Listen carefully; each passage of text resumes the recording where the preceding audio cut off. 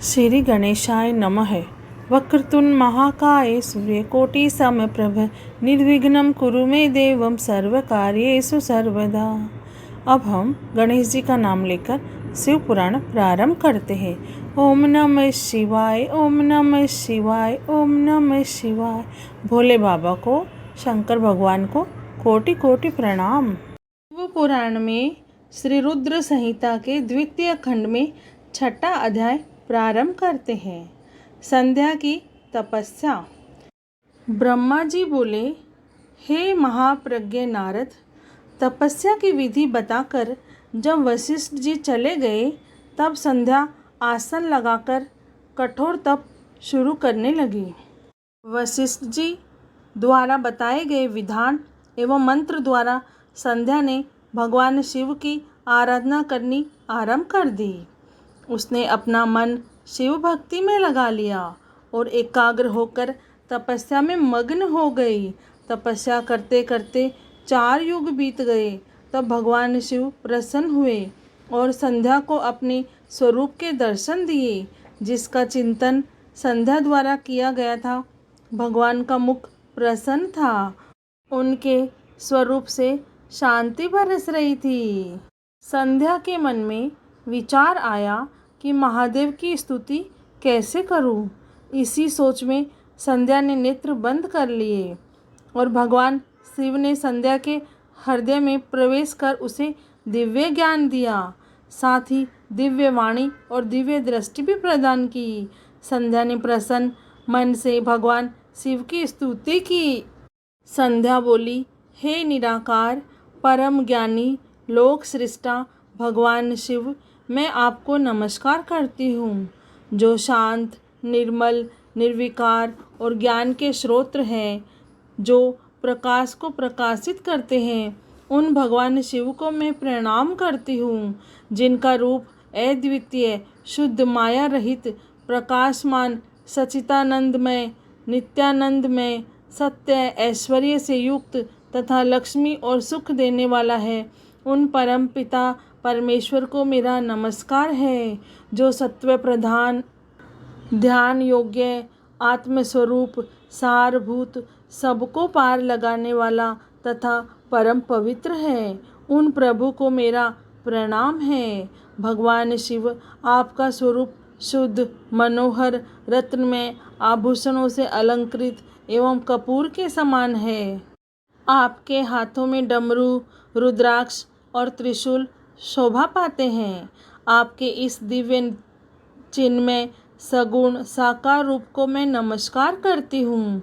आकाश, पृथ्वी, दिशाएं, जल, तेज और काल सभी आपके रूप हैं। हे प्रभु, आप ही ब्रह्मा के रूप में जगत की सृष्टि, विष्णु रूप में संसार का पालन करते हैं। आप ही रुद्र रूप धरकर संहार करते हैं, जिनके चरणों से पृथ्वी तथा अन्य शरीर से सारी दिशाएं, सूर्य, चंद्रमा एवं अन्य देवता प्रकट हुए हैं। जिनकी नाभि से अंतरिक्ष का निर्माण हुआ है, वे ही सद्ब्रह्म तथा परम ब्रह्म है। आपसे ही सारे जगत की उत्पत्ति हुई है, जिनके स्वरूप और गुणों का वर्णन स्वयं ब्रह्मा विष्णु भी नहीं कर सकते। भला उन त्रिलोकीनाथ भगवान शिव की स्तुति मैं कैसे कर सकती हूँ। मैं एक अज्ञानी और मूर्ख स्त्री हूँ। मैं किस तरह आपको पूजूं कि आप मुझ पर प्रसन्न हो। हे प्रभु, मैं बारंबार आपको नमस्कार करती हूँ। ब्रह्मा जी बोले, नारद, संध्या द्वारा कहे गए वचनों से भगवान शिव बहुत प्रसन्न हुए।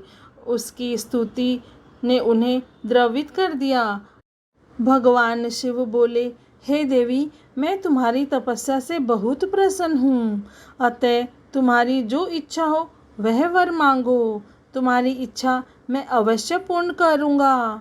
भगवान शिव के ये वचन सुनकर संध्या खुशी से उन्हें बार बार प्रणाम करते हुए बोली, हे महेश्वर, यदि आप मुझ पर प्रसन्न होकर कोई वर देना चाहते हो और यदि मैं अपने पूर्व पापों से शुद्ध हो गई हूँ, तो हे महेश्वर, हे देवेश, आप मुझे वरदान दीजिए कि आकाश, पृथ्वी और किसी भी स्थान में रहने वाले जो प्राणी इस संसार में जन्म ले, वे जन्म लेते ही काम भाव से युक्त न हो जाए। हे प्रभु, मेरे पति भी सहृदय और मित्र के समान हो और अधिक कामी न हो। उनके अलावा जो भी मनुष्य मुझे सकाम भाव से देखे, वह पुरुष तत्वहीन अर्थात नपुंसक हो जाए। हे प्रभु, मुझे यह वरदान दीजिए कि मेरे समान विख्यात और परम तपस्विनी तीनों लोकों में और कोई न हो। निष्पाप संध्या के वरदान को सुनकर भगवान शिव बोले, हे देवी संध्या, तथास्तु। जो तुम चाहती हो मैं तुम्हें प्रदान करता हूँ। प्राणियों के जीवन में अब 4 अवस्थाएं होगी। पहली शैशव अवस्था, दूसरी कौमार्य अवस्था, तीसरी यौवन अवस्था, चौथी वृद्धा अवस्था।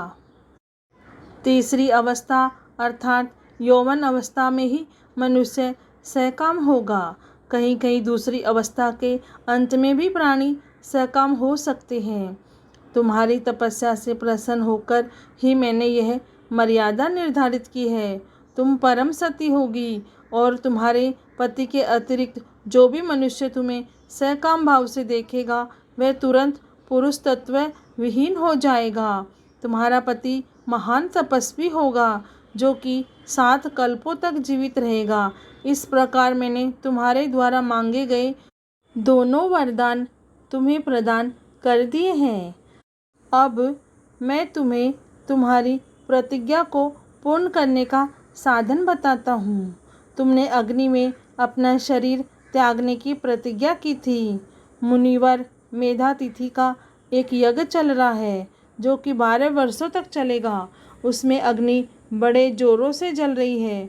तुम उसी अग्नि में अपना शरीर त्याग दो।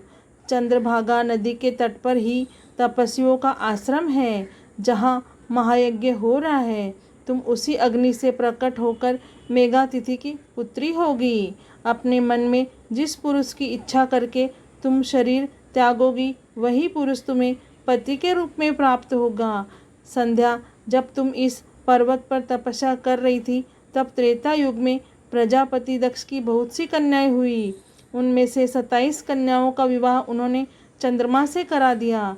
चंद्रमा उन सबको छोड़कर केवल रोहिणी से प्रेम करते हैं। तब दक्ष ने क्रोधित होकर उन्हें शाप दे दिया। चंद्रमा को शाप से मुक्त कराने के लिए उन्होंने चंद्रभागा नदी की रचना की। उसी समय मेधातिथि यहाँ उपस्थित हुए थे। उनके समान कोई तपस्वी न है और न होगा। उन्हीं का ज्योतिष्ठोम नामक यज्ञ चल रहा है जिसमें अग्निदेव प्रज्वलित है। तुम उसी आग में अपना शरीर डालकर पवित्र हो जाओ और अपनी प्रतिज्ञा पूरी करो। इस प्रकार उपदेश देकर भगवान शिव वहाँ से अंतर्धान हो गए। शिव पुराण में श्री रुद्र संहिता के 2वें खंड का 6ठा अध्याय पूर्ण हुआ। ओम नमः शिवाय, ओम नमः शिवाय, ओम नमः शिवाय। हे भोलेनाथ, हे शिव शंभु, हम सब पर भी कृपा करना। आपको कोटि कोटि प्रणाम और कोटि कोटि धन्यवाद। जय भोलेनाथ।